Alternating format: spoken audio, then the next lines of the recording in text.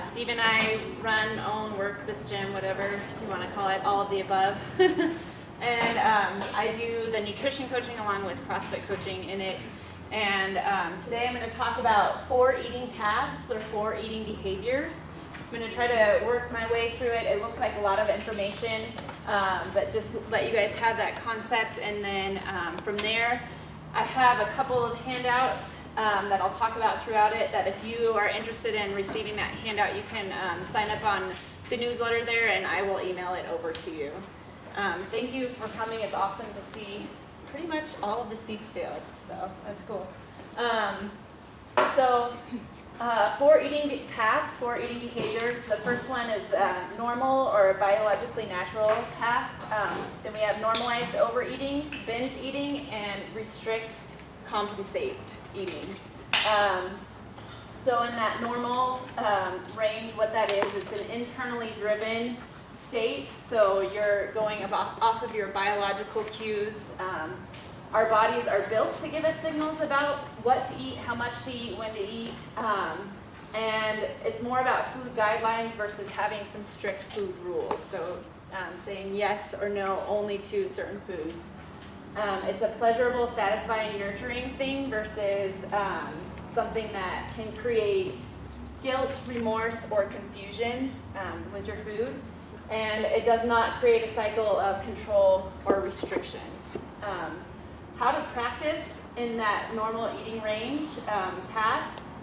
Eat slowly. These are habits that we practice in, that I practice with my nutrition coaching clients.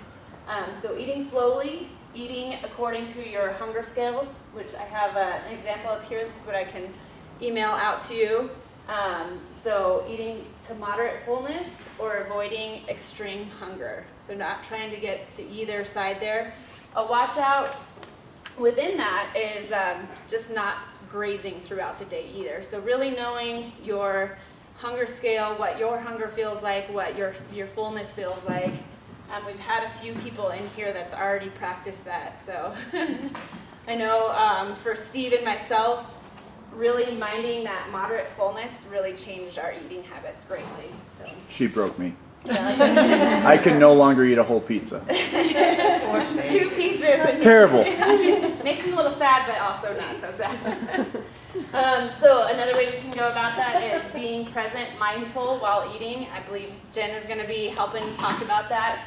What that can mean is no computer, TV, phone, etc., or just learning ways to tune in to be present with your food when you're eating. And then tuning into your feelings and actually experiencing your feelings that come up that really has nothing to do with food, but it helps you avoid turning to food for distraction. So one thing that I really appreciate eating to the hunger scale and just going with my biological cues is I only have one choice versus many, being that am I hungry or have I eaten enough? Versus like, should I eat this now? Should I eat this type of food? So going through a whole bunch of different questions of what kinds of foods, am I hungry for that? Does that make sense for me? Does it feel nurturing? And so that one question of what do I want? What does my body want? Normalized overeating is very, very common. This is, I write down here, basically that social environment that comes with normalized overeating makes the overeating most difficult path to eliminate. So this is generally externally motivated, environmentally cue driven. So for example, sight and smell, my example was Cinnabon. Can you guys think of any other environmental cues that might make you want to eat? Stress. Yes, I said that. Yes. Social. Yeah, social. So like maybe gatherings or okay. Family. Yeah. Depression. I thought that was stress. Yeah. Dating. Right? Yeah. What other people are doing for sure. Stress. Even just having having food available. I know, like when I worked in an office and there was food in the break room, it was like all of a sudden that's all I could think about. You know, I wasn't hungry, but that food was a lot more enticing than Excel. So Just boredom. boredom, yeah, for sure. Lots of good ones up here. Habit. Oh, you can eat restaurants. Yeah, so portions for sure. All right, so it can happen to somebody who might be in that normal eating path, but usually it's not a common occurrence. It might be something around holidays, and they may even have that planned to some degree. You know, I might be eating a little more this time. It's not necessarily, it's not an issue for them, but it can become an issue if you're already preoccupied with gaining or losing weight. And so what happens there is we have that overeating episode, some sort of emotional reaction to it, guilt, remorse, shame. There's, I'm sure, lots of other ones that can come around too. And then from there we go into, okay, that wasn't great. I don't feel great about it. I'm going to restrict or compensate. So that could be, I'm not going to eat dinner now, or I'm going to go run 5 miles. And with that restriction over time, we get what I call the F it effect, where you're just like, I'm so tired of like always trying to exert my willpower. Screw it, I'm going back into a binge. Generally, this is maybe, like for me, it would be like Thursday, Friday afternoon, and it's like all on there. And then Monday morning comes back around, try to restrict, get tired by Friday, it just becomes that cycle there. So that's usually within that normalized overeating, which can kick you into a couple of these other eating behaviors. So we have binge eating, and there's 2 ways to binge. We can do high volumes of food, or it could be eating a food that you believe or feel to be forbidden to you, and that could be a small quantity, but it puts you in that state of mind of guilt, shame, remorse.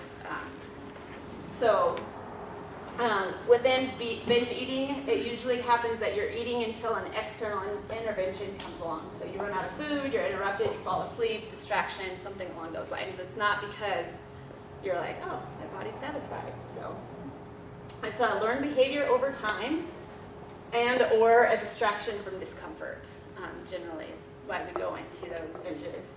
And it's distressing to some, but not all. And I would go back to Steve's example about the pizza.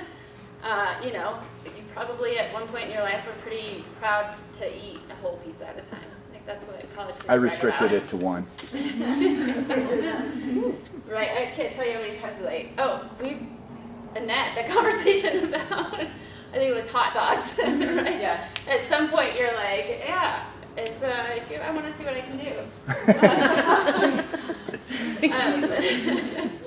Restrict and compensate. Restriction is not biologically normal. So you can't restrict and also have a normal eating path. It's like they just will throw you off.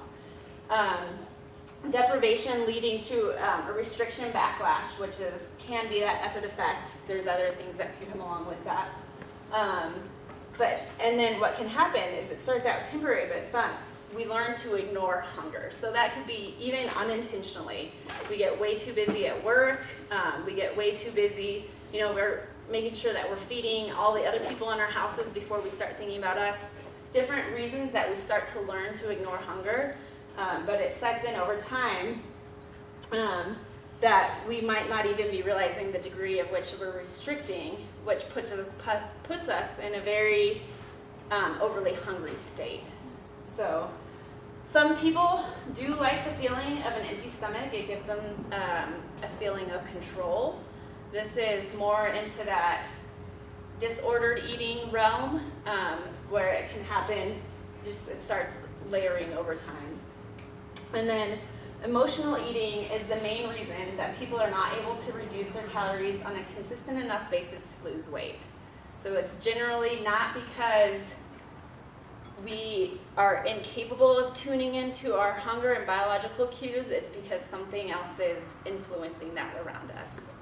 So I have when I'm talking about that something else is influencing us around us, I have an awareness building exercise that I will also email to you if you want to put your email down so I can get you the hunger scale and then the awareness building exercise around, well, when might I be overeating? What might cause that for me? So And I think, still got 4 minutes, so good. We're gonna afterwards, after everybody talks, we're gonna do like discussion Q&A stuff so we can get people through pretty quickly, and then I want it to be fairly wide open that, you know, people are open for discussing and having questions and stuff like that. But, so if you do have questions, we will talk about them a little bit later, but I'm gonna pull Jen up now. Yay! Let's Thanks, Anna. And I like the segue into eating mindfully because that is definitely my jam. And when I say eating mindfully, I will gladly point out that I am not 100% perfect. And we will talk about that because I feel like perfection is an illusion that we're always striving for, and it doesn't really exist. So first things first, does everyone have a handout? Yeah? Who wants one? Oh, you didn't get one? All right. Who wants one? One By all more. means, you can say no. Did you want one? Okay. Please. All right. Thank you.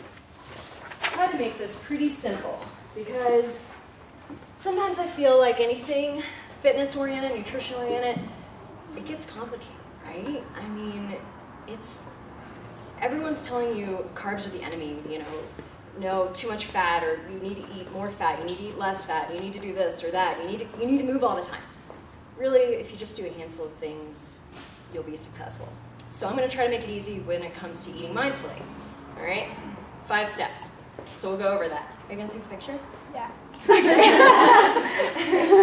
I don't know if this will balance. Probably not. You know what, we can move I don't want to it. break your board. So I'll just hold on to it, and I'll sit and get cozy. All right, so first things first, and just to tell you a little bit about me, my name's Jen Cates.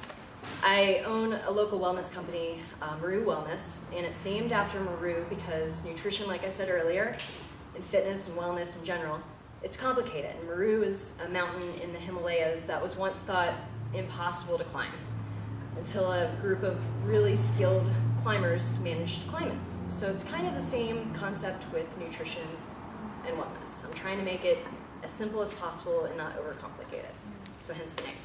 But my specialty is usually flexible eating and things like that, or macronutrient counting, flexible dieting if it fits your macros. It's like the type of nutrition lifestyle that has about 6 different names. But for this one, what I normally approach with my clients is the act of mindfulness. And I'm sure it's a buzzword that you guys hear quite often. You know, what exactly is mindfulness?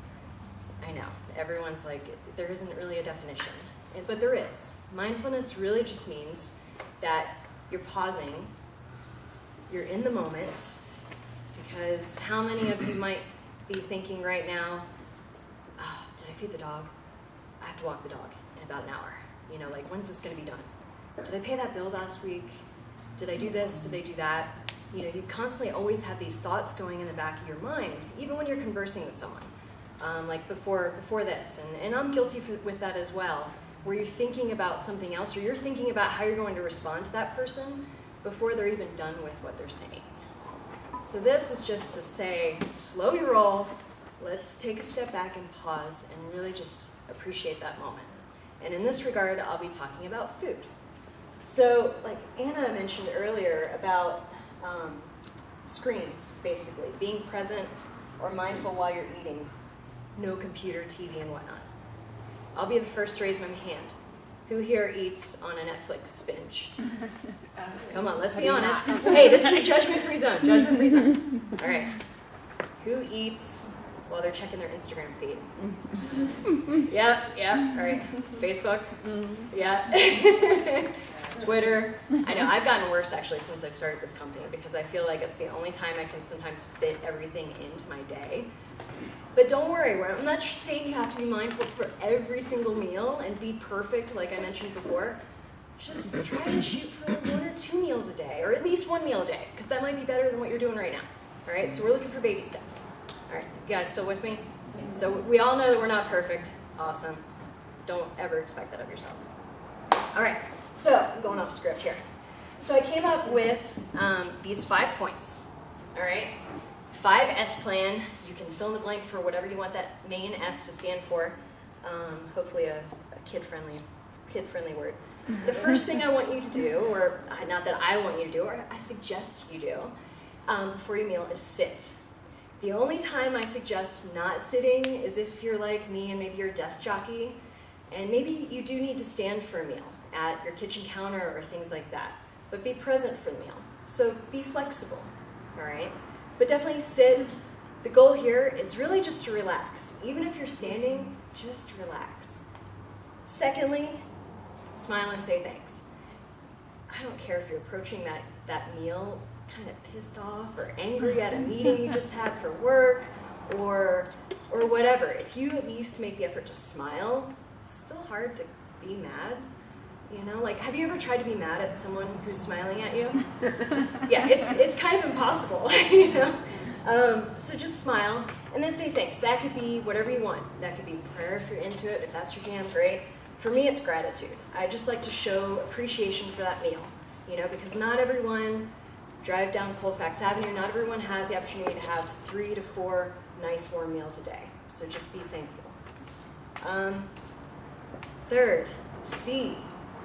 All right, we usually throw our meals together, and then before we know it, we're sitting down and we're putting it in our mouths. We're shoveling the food in our mouth, right?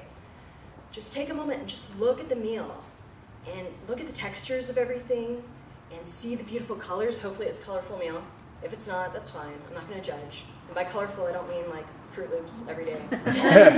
Although that's amazing. But just look at everything. I love looking at textures and colors when I'm eating, especially if I'm eating something unique, like forbidden rice. Have you ever eaten like black rice? It's called forbidden rice. It's kind of expensive, which is annoying, but it's so interesting and it's kind of crunchy if you cook it right. So things like that. All right, next, smell. Have no shame. Pick up your bowl, pick up your plate, or you can just shove your face into it. I don't care. You don't have to be that blatant, but at least try to appreciate the aromas of the food, you know, and try to maybe give yourself the goal of figuring out what seasonings are used. Like if you're going out to eat, and maybe you're picking up a fragrance or an aroma of a seasoning that wasn't listed on the menu. So kind of play that game with yourself rather, the next time you're out. The last one's probably my favorite, because you know it's actually the act of eating, which I think is everyone's favorite. It's savor. Just chew it slowly, because I know when I first started to count how many chews I make in my meal, it was about 5 to 10 chews. And that's because in college I worked in the restaurant industry. I was a bartender, you know, having to cram my food in. Now, of course, that was a long time ago. That was about 15 years ago. But still, it's a habit, and it's a habit that you get into of just putting the food in your mouth and chewing it a couple times, maybe a few times, and you're swallowing before it's even chewed. Or better yet, this is my favorite, you have your second forkful loaded and ready to go before you're even done swallowing the first forkful. How many are guilty of that? Oh yeah, I am too, because I'm so excited. And you put the second forkful in your mouth before you've even swallowed the first one. Yeah, not the best for your digestion. But what's even cooler, and this might even get you excited about chewing slowly, is actually a lot of studies, I won't say a lot, a few, a half dozen, have come out and they've shown that you actually burn more calories the more you chew your food. It's proven. They're trying to do a little bit more analysis of this, but on average, a minimum of at least 10 calories extra at each meal is burnt just by the act of chewing longer. All right, so your meal might take a little bit longer, but over the course of a month, a lot of scientists have actually estimated it's about a 2,000 calorie loss, like reduction, or you're expending 2,000 calories worth of energy just by chewing your food longer in a month. I mean, that's pretty substantial, actually, when you think about it. So, savor. And if you can't remember the S's, or what the S's are, the big takeaway will just be to relax and savor your food. Okay? Just, if you were to remember 2 things, it would be that. So, you're not going to leave here today without a challenge from me. All right? And I put it on the bottom of the form here, or of the little handout, because I really want you guys to challenge yourself You know, going forward, even with one of your meals today, if you're gonna get a second meal from eating primal maybe, I want you to just try these steps at your next meal, see how it feels. I do want you to actively count how many chews you normally chew your bite, because you might be surprised. I usually tell my clients minimum of 20 chews, but try to shoot for about 30 chews per bite, which sounds like a lot, but you'd be surprised actually at how comfortable it gets after a while, and also how nice it is actually when you're out at a restaurant, because you can actually enjoy the experience, which is really what you're paying for at a restaurant, coming from someone who's done that for a few years. But just remember, this is a practice. You're not going to get really good at this overnight. All right, it's just not going to happen. I'm still practicing. It's a daily practice. But just practice it. You know, try to go through these steps. The big thing though is try to establish a no screen zone at your meals, at least for a majority of your meals for the day. It's going to be really freaking uncomfortable. Like, I will be honest with you, not having a screen or a TV or anything like that to look at, it's going to be really weird, and you're going to feel a little awkward at first. I will admit. I know I see some heads shaking, because it's true. It's going to be really strange. But maybe put on some music, put on some relaxing music or something like that, as some sort of background music if you're uncomfortable in silence. And then you might even find your food will taste better if you practice this. And you might also find that your significant other, and your friends, and your family that you eat with might enjoy being around you a little bit more, because you're a little bit more relaxed with your meal. All right? Thanks for coming here, guys. That's all I have for you. I think I'm right on schedule, which I am. But we can answer questions afterwards, all right? Yeah. All right, Thank Hannah. you.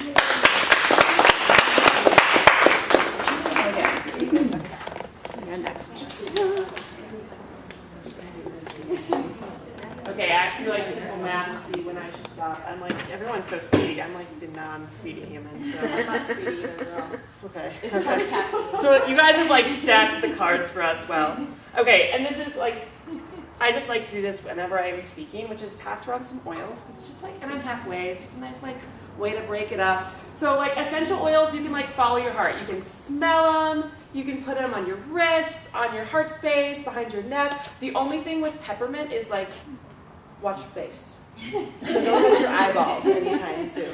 But it's just a really wonderful way. Peppermint is really enlivening and really energetic and like all of those good things. So it's just a nice little addition to a rainy day. Hi, I'm Maddie. So I'm a mix of things. I'm a CrossFit coach. I'm a holistic nutritionist, and a life coach and a writer. But really what I like to do is help people rewrite their stories. So to look at the words and the narrative of their lives and see how we can make it bigger, and more delicious and more intimate and more ours. And so that's kind of where my talk is also going to center around today. And it's how can we eat to take up space? How can we construct a spacious diet? And I kind of love that, especially in this space that is CrossFit, that is a gym, that is all about how can we take up more space in our life. And speaking of words, I just want to ask, what are some words we connect with movement or with CrossFit or with the gym? They don't have to be complicated. Wait, what was the question? What are some words we connect with the gym? So I think of CrossFit Happy. and Happy, strong? yeah, happy, strong, I think powerful, I think stable, explosive, substantial. And so we have this really wonderful, rich, large, solid vocabulary with the gym, with our body, and then we sit down to a plate of food, and so often our vocabulary is so much smaller there. It's about thin, and restriction, and restraint, and lean, and even clean. It's all of these words that are that are smaller, that are more brittle, that aren't as rich and delicious and interesting as the words that we use to describe how we move. So the thing that I'm curious about, and I love this summit because we all are talking about food, but all in such different ways, you know, such kind of where we all are fascinated. And so what I'm curious about is how can we better align the way that we sit down to a plate of food with how we want to take up space in this world, with how we move in the gym and how we want to move in the rest of our life. And so thinking about that, I kind of got like five basic pillars that we of course can add and subtract, but this is what I've got so far. And so that's trust. Let's see if I have them. Now I'm nervous. Nourishment, and we'll flesh these suckers out. To be fed by other things, to be in relationship with, and intimacy. And so let's look at trust. And this is something that is two-pronged. It's the question of how do we possibly lose trust with ourselves and our own decisions? And how might our body lose trust in us? And this is something that comes up with almost anyone I work with. And at some point there's this uncovering of like, oh my gosh, I don't think I trust myself. And where does that happen?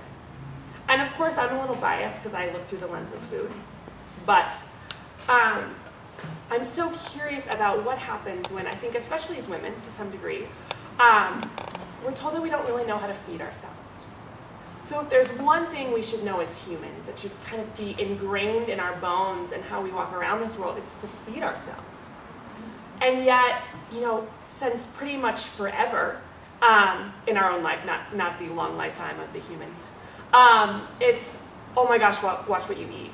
Oh my gosh, you can't be trusted because you eat 3 extra almonds and you're 3 extra almonds away from 15 pounds and like eating ice cream out of the freezer at 2 a.m. because you can't stop. And that comes up a lot of like, oh my gosh, what would happen if I didn't have these restraints? Would it just be bananas? Like, would I not be able to stop myself? And then what happens when we sit down to a plate 3 times a day and we question that, we question ourselves. So that's kind of this piece of how might we lose trust in ourselves?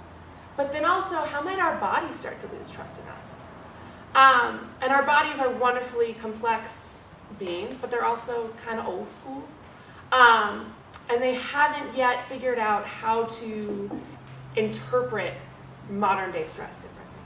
Or to realize, oh my gosh, me sitting down to a plate anxious or even ashamed or uncomfortable, we process that in the same way essentially as we would like running away from a lion. As well as, oh my gosh, overtraining in the gym, or not getting enough sleep at night, or being unhappy in a relationship, or being unhappy at work, or being unhappy in ourselves. And so we're constantly sending this kind of SOS signal to our body that like, oh my gosh, we are in emergency mode. And when we think about food, food is quite simply us telling our body, we got you. Like, I have your back, and I love you. Like, it is love translated in nutrition. And so when we sit down to a plate and our body is stressed and we're restricting and we're uncomfortable, we're kind of telling our body, like, we don't got you. Just so you know, like, save the stores. We don't know when the next meal is going to come. And so we hold on to nutrition differently there. And so the question is, of course, like, how do we regain trust? And like anything else in this life, or when trust in any other context, it has to be earned back. So it also isn't this beautifully quick switch that we can just be like, I got you, body, and your body's like, thank you, great, never gonna doubt you again. It's really this wonderfully hard but gorgeous process of regaining trust with ourselves and with our body. And when we think about how do we regain trust with our body, it tends to be asking better questions. And the hunger scale is a really beautiful example of that. Instead of just like, oh, should I eat this? Should is such a brittle platform to do anything interesting. Instead, I like to ask 4 different questions. And that's if we encounter something, it's like, okay, question 1, like, am I hungry? Question 2, am I hungry for that? Question 3, will I feel better on the other side of eating that? And question 4, will it actually be delicious? Because that's, I think, something too, like I always do that with chips at a party. Like I'm like, oh my God, I want to eat those so bad. And then I pause and I'm like, those look kind of gross. Like I don't actually need to eat them. And so really having a much more complex conversation with ourselves instead of just should I or should I not, which just isn't strong enough. And then when we think about how do we gain trust with ourselves, it's just starting to turn our toes towards like, what if I were okay right now? What if this were the right choice? And also just turning our toes towards nourishment, towards telling our body, towards sitting down with gratitude and grace and just saying thank you. That does really tremendous work towards regaining that trust. So, piece 1, trust. Nourishment. And Jen did such a beautiful job talking about this. Especially in the space of a gym, food can be fuel. Like it is clinical, it is straightforward, it is measured, and we lose what's so delicious about food, and that's nourishment. That's touching and smelling and tasting and letting food surprise us. I think that's this really wonderful forgotten piece of nourishment and satisfaction is surprise. You want to sit down to a meal and be like, this is interesting. I haven't encountered that. Cooking is creativity. It's creating something. As humans, we're born to create. So food is this really wonderful platform that we can do that 3 times a day. And again, yeah, wouldn't it be great if we could create masterpieces 3 times a day? And like that's a lofty goal. But it's more, how can we sit down and maybe one bite is delicious, and we're there for it and we're present and it's intentional. To be fed by other things. I think this is, it makes more sense in the context of a lover or a partner. We kind of know that and if we don't, if we didn't originally, we usually learn it somewhere in our 20s, that a partner can't be the only person who makes us happy. That is too much and too heavy. And food also can't be the only thing that satisfies us, that fills us up, that makes us feel nourished and whole. And so a helpful way is to look at our life and ask, where am I hungry? Where else am I deficient? And that can be in touch, that can be in connection, that can be in movement. Again, that can be in creativity or surprise.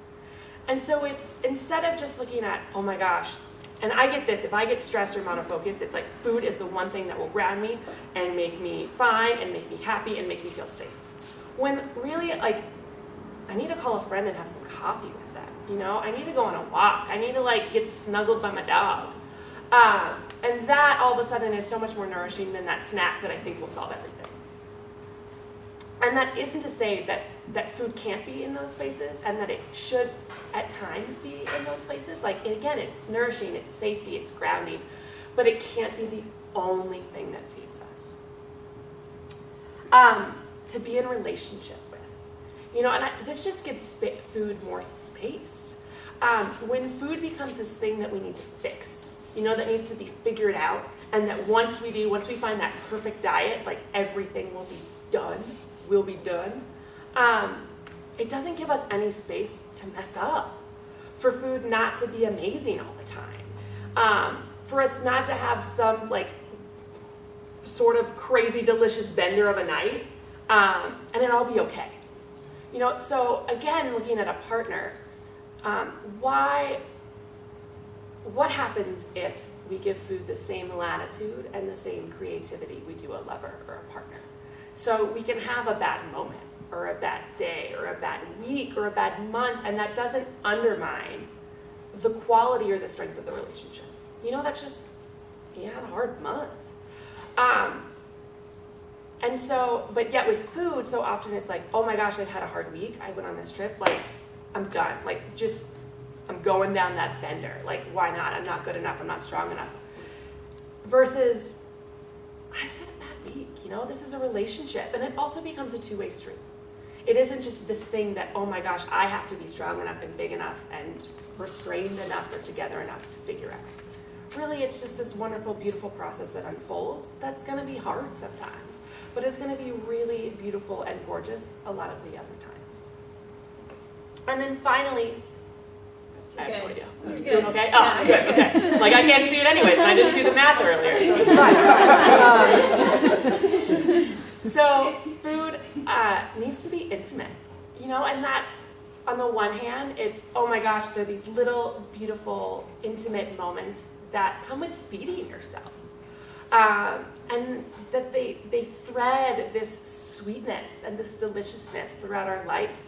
And it's a really wonderful example of how do we receive love. But then also, food is intimate, it is yours. And so what satisfies me, what fills me up, what surprises and excites me is gonna be very different than anyone else in this room. And where we can get stuck is oh my gosh, I have to, like, this diet is gonna be the one that fixes me, you know? Like, okay, dogmatic paleo, everyone's doing paleo, like, that's gonna be my thing. And instead, giving yourself space to allow it to be intimate, to allow it to be yours, to allow it to look whatever it needs to look like. And so when we think about, okay, how do we create a spacious diet? How do I eat to take up space? It's really, instead of constructing a diet from, okay, I want my body to look like this, and then how should I eat to do that? It's asking this kind of bigger, more difficult, more complex, more messy, but way more interesting and spacious question of, how do I want to show up in my life? How do I want to take up space in this world and in my life? How do I want to inhabit my body? And then thinking about, how do I need to sit down to a plate of food in order to do that? And allowing all the details to just be uncovered as you go, you know, and allowing them to change. So this question of, what kind of space do I want to take up? And then sitting down to a plate with that in mind. Yay, that's me. Okay. Like, tag team. Thank you guys. Thank you. Do we have peppermint somewhere? It's still there. Oh my gosh, you guys are so efficient. I have lots of other stuff.